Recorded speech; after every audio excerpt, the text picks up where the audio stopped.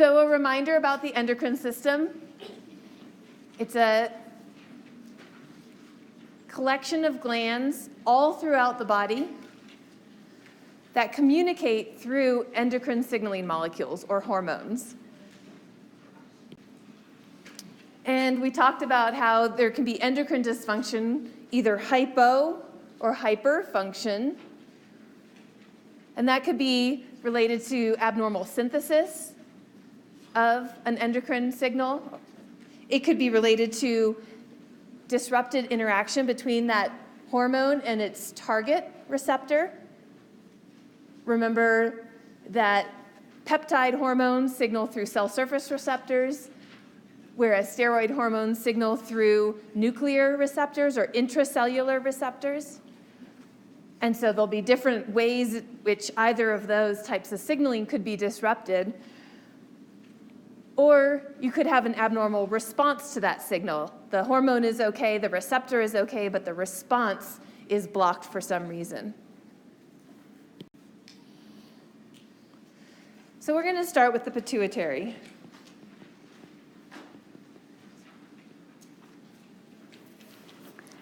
Because this is the master gland.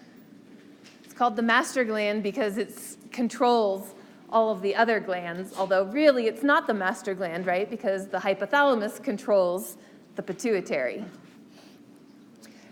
The pituitary sits right at the base of the brain, just beneath the hypothalamus, and it secretes a variety of hormones that have effect on their primary target gland or target organ. So here you see TSH is released by the pituitary, and it stimulates the thyroid gland to produce thyroid hormone. ACTH is produced by the anterior pituitary to stimulate the adrenal gland. We have luteinizing hormone and follicle stimulating hormone. They control estrogen and testosterone in both females and males. So their target glands are the sex organs in both groups. And then we have the posterior pituitary, which secretes vasopressin. Vasopressin primarily regulates blood pressure through activation of receptors in the collecting ducts of the kidney. It's also called ADH, antidiuretic hormone. So rather than losing water through urination, ADH stimulates reabsorption of that water. And what was the disease caused by not enough ADH? Yes, diabetes insipidus, the bland kind of diabetes, bland urine. And then the other one is oxytocin. How many of you watched the stress TED Talk, the TED Talk on stress? Okay, yeah, I got a lot of people watching that one. If you watched a different one, it's worth going back and watching that one as well because it's really interesting. And she talks about oxytocin. We're learning a lot about oxytocin. So it is the hormone of orgasm. You may have learned that at some point. So that's one of its really important roles, but it also plays just a basic social role. It increases pair bonding. That's in fact how they discovered oxytocin is they were looking, there's different types of prairie dogs and voles. And I don't know enough about that animal behavior, but one species will mate and they mate for life. And another species, they just are pretty promiscuous and switch partners whenever they feel like it. And the biggest difference is the release of oxytocin. Oxytocin is released whenever we engage in social interactions, and it helps produce a good, uplifting feeling, which is why social interactions are so important for happiness and stress combating. So that's kind of an overview of all of the hormones that are secreted way up here in this tiny little gland at the base of your brain. Huge effect on our physiology and well-being.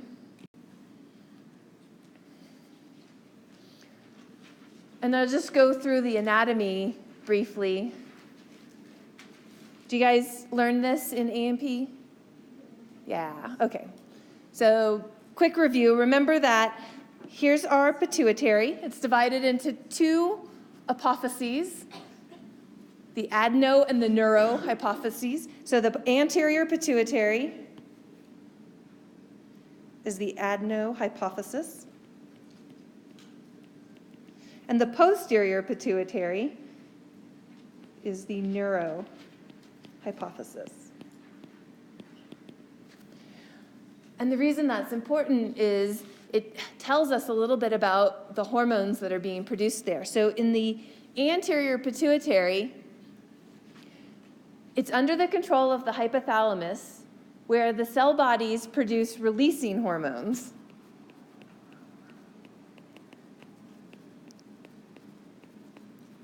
Those cell bodies send their axon down into the posterior pituitary, where they release those hormones.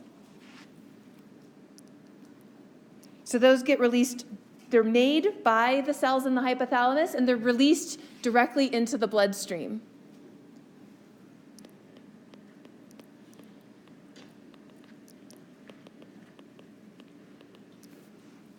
In the anterior pituitary, you actually have the releasing hormones made in the hypothalamus, but they're released into the blood.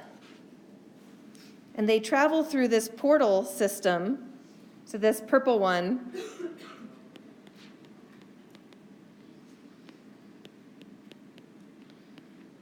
It releases the hormones directly here into the blood. Oops. And that blood goes down to the glandular cells of the anterior pituitary and stimulates them to produce and secrete their hormones. So these are things like the corticotroph releasing hormone, made up here in the hypothalamus. It's secreted into the blood, carried down to the anterior pituitary, where only corticotroph cells, so the anterior pituitary has a lot of 5 different kinds of glandular cells, but only the corticotroph cells in the anterior pituitary have the receptor for CRH. So those are the ones that are going to respond to that hormone. So that's a really interesting thing about hormones. Hormones go everywhere. What controls the reaction to it is where that receptor is expressed. So that all of the cells of the anterior pituitary are exposed to all of the hormones that are released from the hypothalamus through this portal system, yet they respond based on what receptors they have. There's a nice dense capillary network here. So ACTH in the corticotrophs will be synthesized and secreted into this blood, and that's going to go out into the body, circulate through the body, so that all of the cells of the body are going to be exposed to ACTH, but only your adrenal cortex has the right receptor to listen to that signal. Any questions?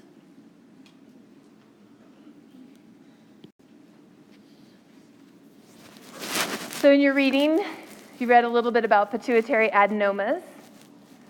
And these only occur in the anterior pituitary. Why? I'll give you a minute to think about that.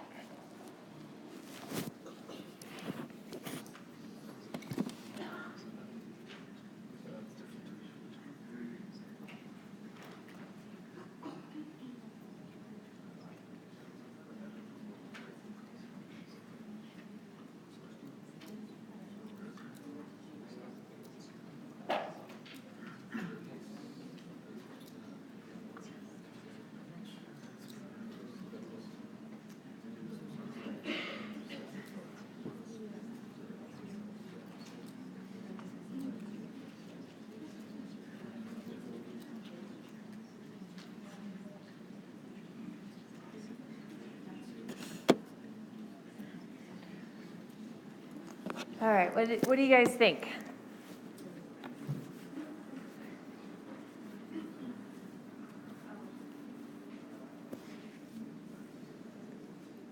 Okay, I'm going to go in the back. Yes. Is it because the anterior pituitary is such a rich blood supply that makes it easier for inferior cells to travel around?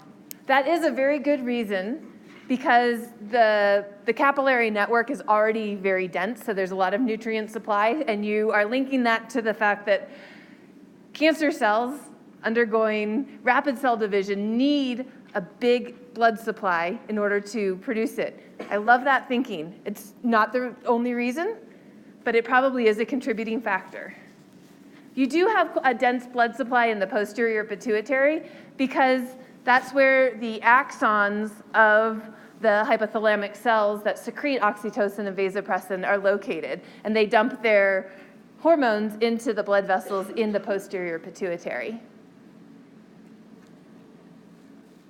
Richard, did you have? I thought it was just because the anterior has the endocrine cells in it, and so they get the blood supply, but there's actual cells there that can supply and turn into cancer. Right. So, all right. You've seen this multiple times. This is just that axis. Hypothalamus makes all of these releasing hormones, which stimulate the anterior pituitary hormones. The one I want to point out, there's actually two, growth hormone and prolactin, aren't only under the control of a releasing hormone. Growth hormone has growth hormone releasing hormone that stimulates its production, but in addition, it has somatostatin, which can inhibit its production. So it has both a stimulatory and an inhibitory hormone. Prolactin doesn't have anything stimulating it. So in the absence of hypothalamic control, your pituitary will make and secrete prolactin. It's only if there's the presence of dopamine, which is secreted in the hypothalamus. It's secreted in many areas of the brain, but one area is the hypothalamus. So that dopamine inhibits the production and release of prolactin, which is different than all the other hormones that are controlled up there.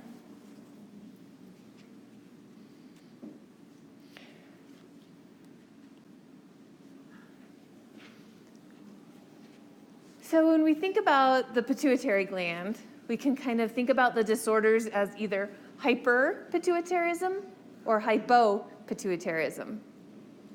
So hyper means extra function, hypersecretion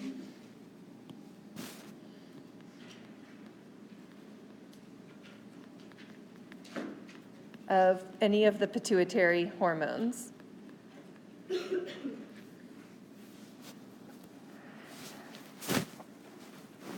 And what is the primary cause of hyperpituitarism? It is. It's an adenoma.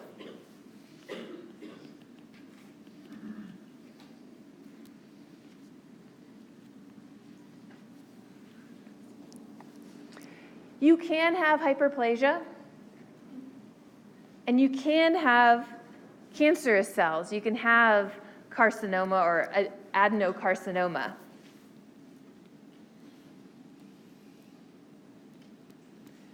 But that is very rare. Pituitary adenomas are actually quite common. And the pathogenesis of this should be pretty familiar to you guys because we've already talked about the pathogenesis of neoplasia. So what do you think? What causes tumors?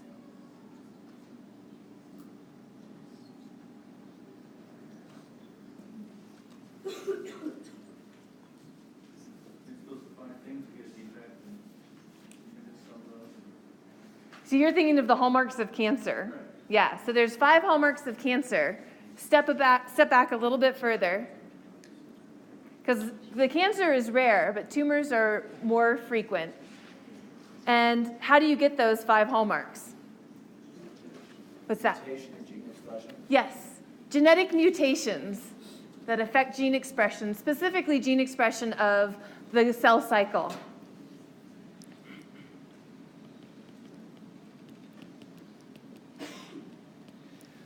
And so a tumor has a genetic mutation. In the pituitary, these are often in G protein coupled receptors, which are cell surface receptors for peptide hormones that transduce the signal from outside from the hormone to inside the cell. So they're little transducers. And you can get mutations that cause them to be always on. And that activates cell proliferation or hypersecretion of that hormone.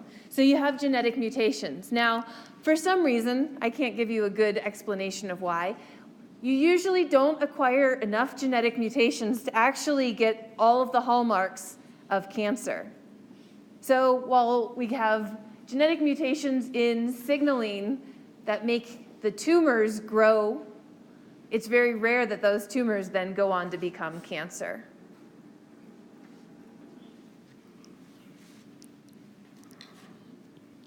Oh.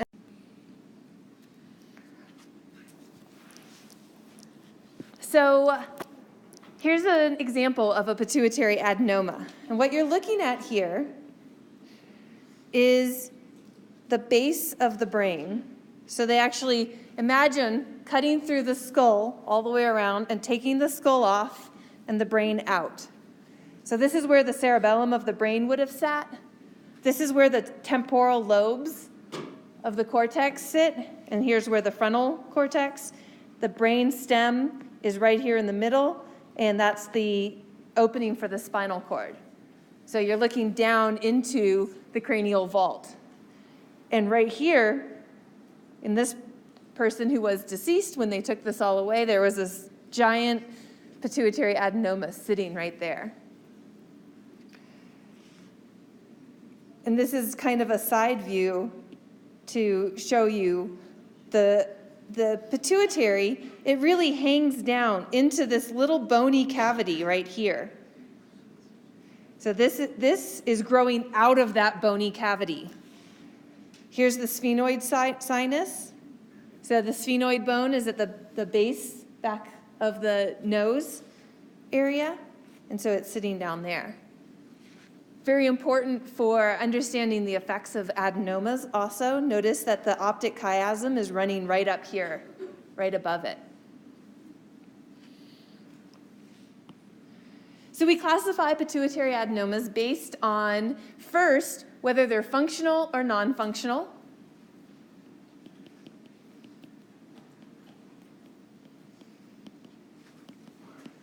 So functional adenomas secrete a hormone, whatever hormone. If it's a corticotroph adenoma, then it would secrete ACTH. If it's a prolactinoma, it'll secrete prolactin. So functional hormones secrete, or functional adenomas secrete the hormone of whatever cell type they were, or they are.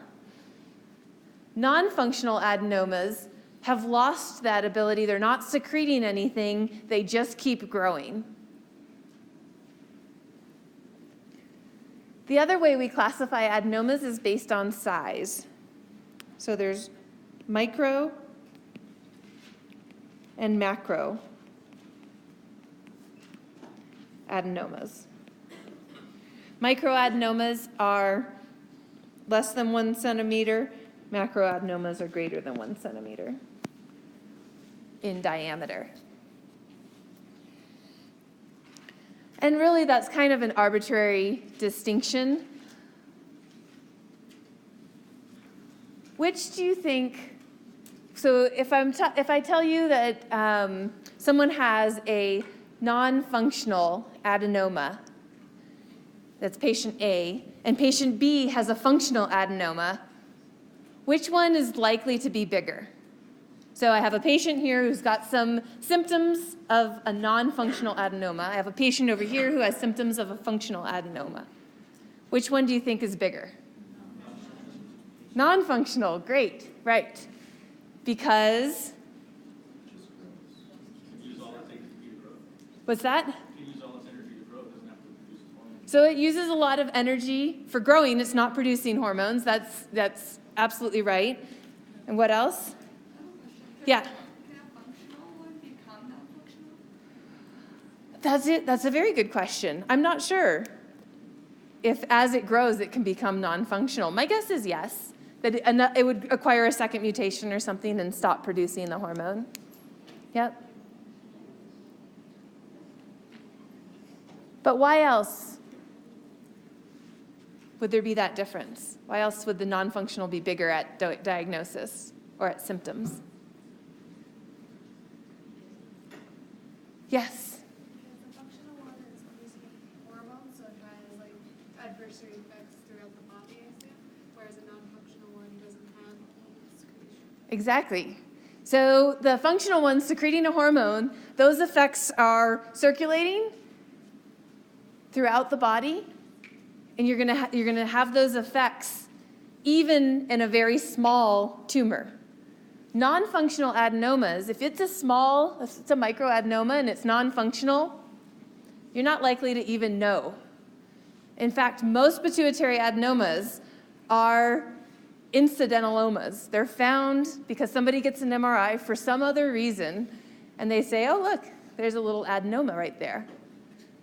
It's usually non-functional, and it's usually not big. So non-functional adenomas only cause symptoms if they're big enough to have what are called mass effects.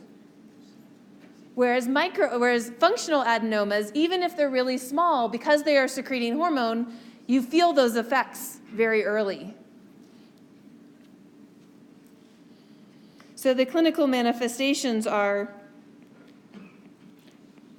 hyper whatever hormone is secreted.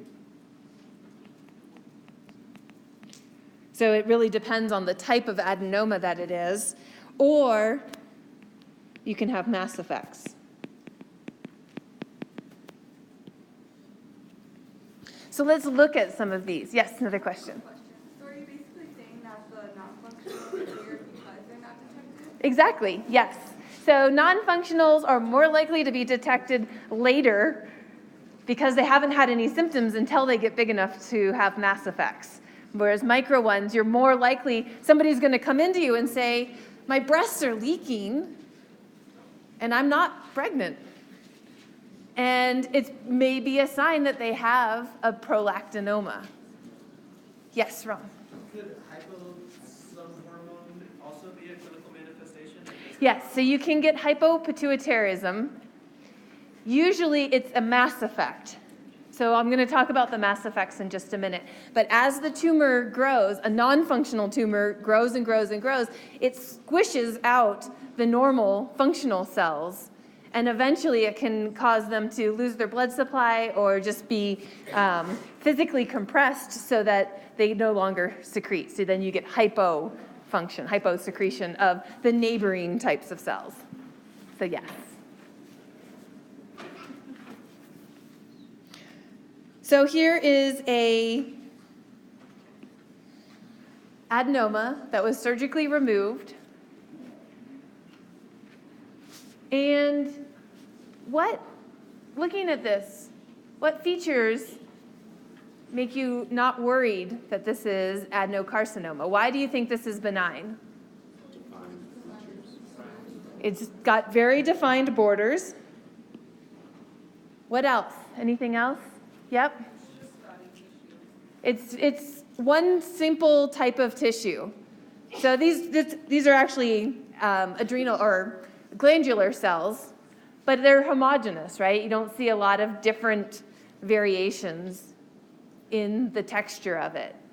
So those were the two big features of benign tumors. It's well encapsulated and it's homogeneous. Is this a micro or a macroadenoma? Macro, exactly. And you can tell here because we have our little ruler. So this one was quite big. You might not know the answer. How would you measure it along with the diameter? Because there's two different diameters.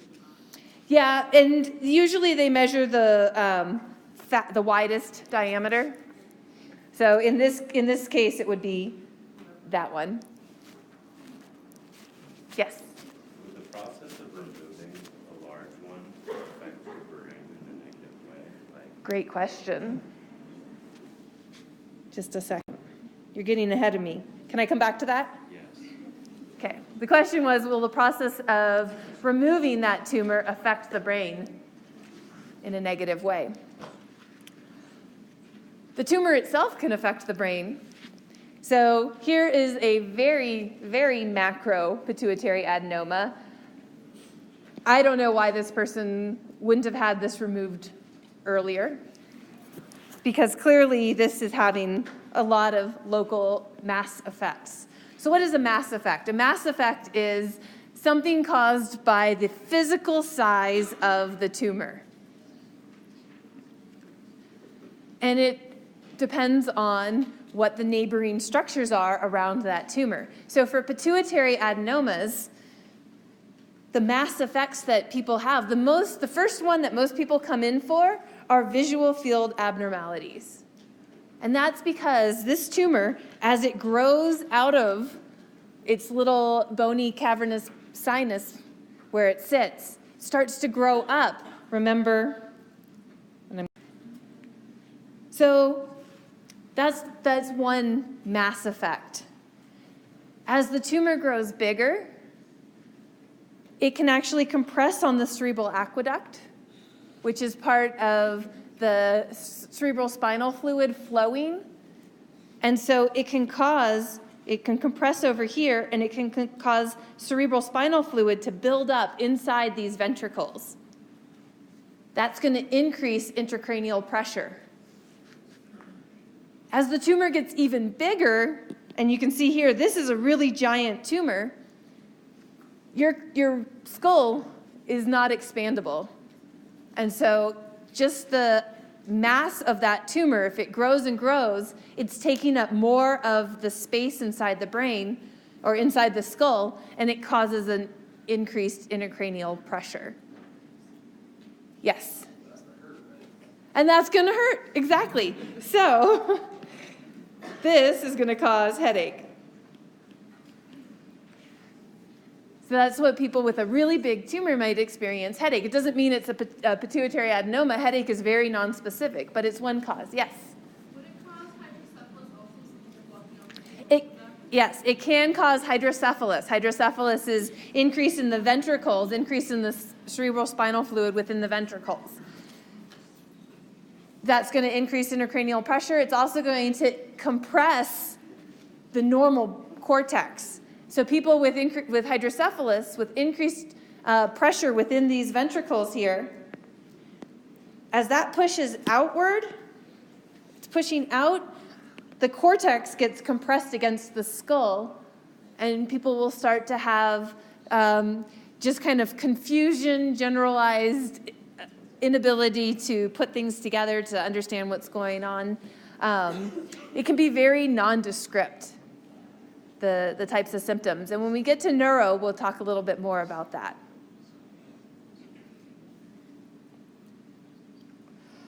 And then comes hypopituitarism. So also probably you would get hypopituitarism before you would get elevated cranial pressure. But as the tumor grows, it's going to compress the other cells, the normal cells that are still left in the anterior pituitary, and it can compress the posterior pituitary and kind of. And then a very rare manifestation, a rare local mass effect, is apoplexy, which basically means the tumor becomes so vascularized and just very fragile, and it starts to bleed, and you get massive hemorrhage. So you can get hypotension related to that, low blood pressure, because so much blood, you get intracranial pressure. It's a medical emergency, but it's very rare.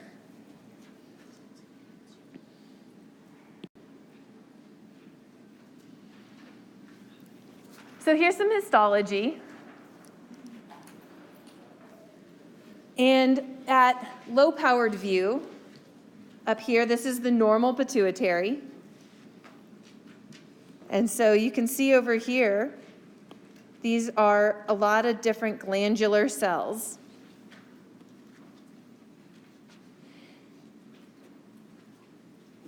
This is actually the posterior pituitary here. So it's more interstitial tissue there. All the glandular cells are in the anterior pituitary.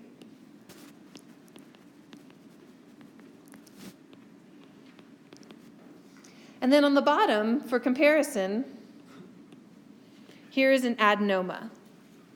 So you can see it's pretty well demarcated. And what's interesting is relative to the surrounding cells, these cells have less variation in color. They're actually more homogeneous than even the surrounding tissue. So let's look at high power. The anterior pituitary is actually very beautiful. You have cells, when you just do a basic H&E stain, they stain in different levels of basophilia. And it's related to what type of cell they are. So you have corticotrophs, and you have lactotrophs, and you have basotrophs, which are dark staining cells. And each of these secrete a different type of hormone. So you have a nice intermixed collection of hormone secreting cells. And if you look inside an adenoma, these cells look very glandular. They look normal, but they're all the same type. So you don't see all the intermixed types. So they could be non-functional, or this could be a prolactinoma, but all of them are the same. And that's one big clue that it's an adenoma. But they don't have any of the other features of cancer. So remember, a high nuclear to cytoplasm ratio, you don't see that. The nucleus isn't taking up the whole cell. The cells are forming glands. They're all relatively uniform in size, relatively uniform in color. So they don't have the other features of malignant cells. So the number one type, just thought of, what time is it? Okay, let's take a break, 2-minute break, and then we'll do prolactinoma.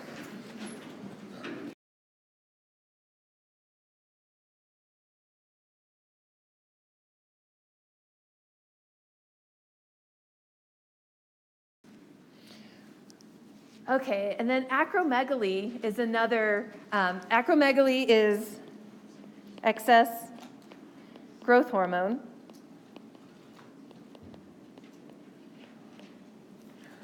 So that can also be caused by a growth hormone secreting prolactinoma. Anybody know the difference between acromegaly and gigantism? Yes?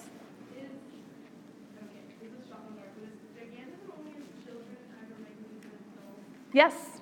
So if that growth hormone excess starts before the bones have stopped growing, then you'll get gigantism because it's affecting the growth plate of all the bones. If the growth hormone excess starts after closure of the growth plate, you get acromegaly. So what's that? So acromegaly can cause thickening of the bones. It can cause increased connective tissue growth, but the bones themselves aren't going to grow larger. And so the symptoms of acromegaly that are really pronounced are like the square jaw. The jawbone itself thickens. And you also get excess connective tissue growing in the hands, so they get what are termed sausage fingers. And it's the excess growth around the bone. You get thickening of the bones of the digits. Those are the ones that are most pronounced. And so this woman, you can see here, here's a picture of her probably around 18. And she's quite beautiful. She looks very normal.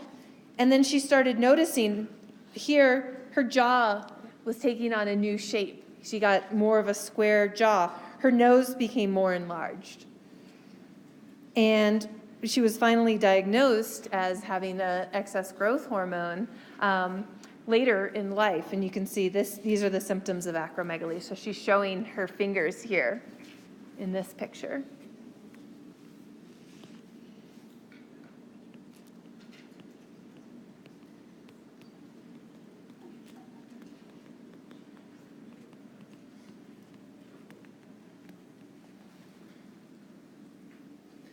And growth hormone actually can also cause weight gain because it stimulates the production of insulin-like growth factor, which is a hormone that's secreted from the liver, and that regulates metabolism.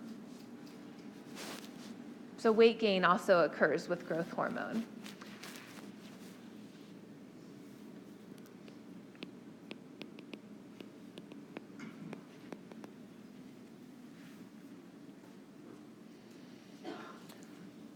Hypopituitarism.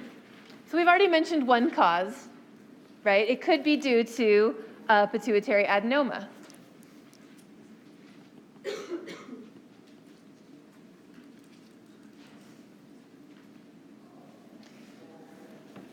And that adenoma, a hypopituitarism, could be only one type of cell is affected, or it could be all kinds of cells are affected, just depending on what is the cause and which cell types are involved.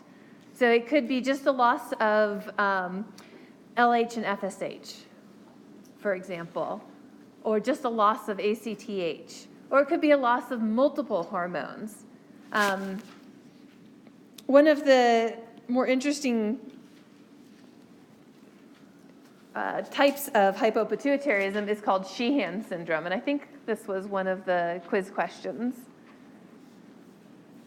But Sheehan syndrome is postpartum ischemia to the pituitary.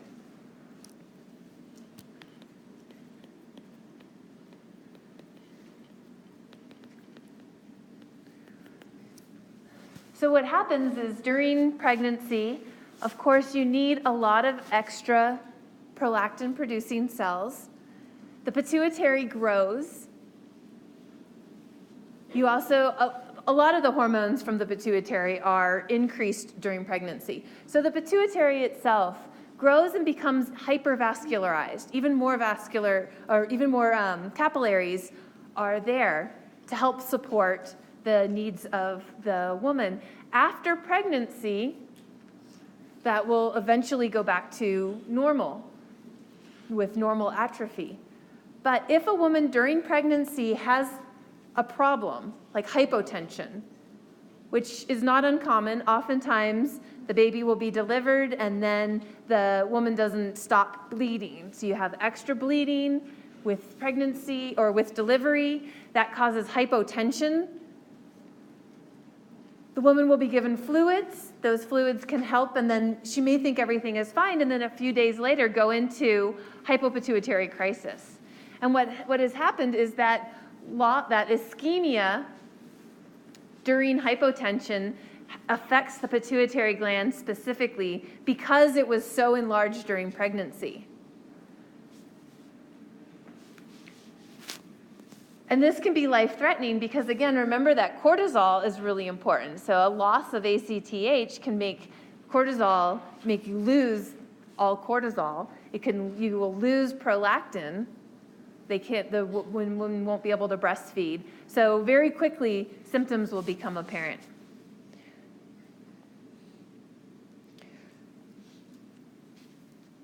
So ischemia.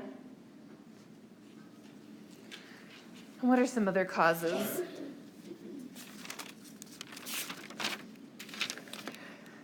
Oh, and then of course, the biggest cause is surgical. So you go in to remove a functional adenoma and you remove too much. And oftentimes that's not avoidable. So hypopituitarism is a known side effect of removing a pituitary tumor. Yes? If you remove part of it, can you supplement that person with those Yes, and they do. So because you're removing it, you know that this is a problem, and they'll replace the hormones. Yes. Does it grow back permanently? It's usually permanent. I mean, it depends on how much is removed. Yeah.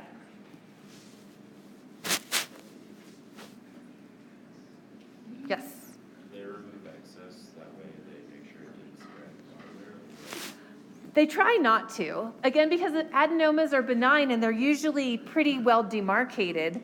If you can see it, you can try to remove just the tumor itself and leave as much normal tissue as possible. Of course, you always want to make sure you get clean borders. So it really, they do it on a case-by-case basis, and it depends on what the tumor looks like, how big it is, where it is, those types of things. Yes? If they're aspirating or flicking it out, how can you prevent from like taking the recipe? Well, if you're doing it under image guidance, you can actually see. They'll take a little bit and then look at it, and take a little bit and then look at it, and try to get just the encapsulated part, just the tumor. But it's not a perfect solution. Yeah.